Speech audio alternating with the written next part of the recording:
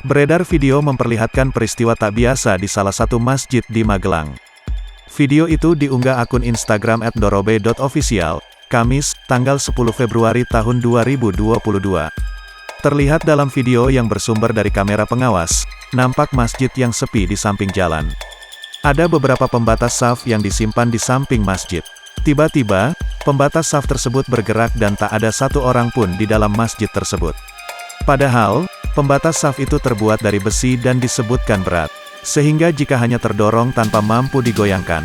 Melihat peristiwa tersebut, salah seorang pria yang merekam kejadian dari rekaman CCTV pun tertawa seakan tak menyangka.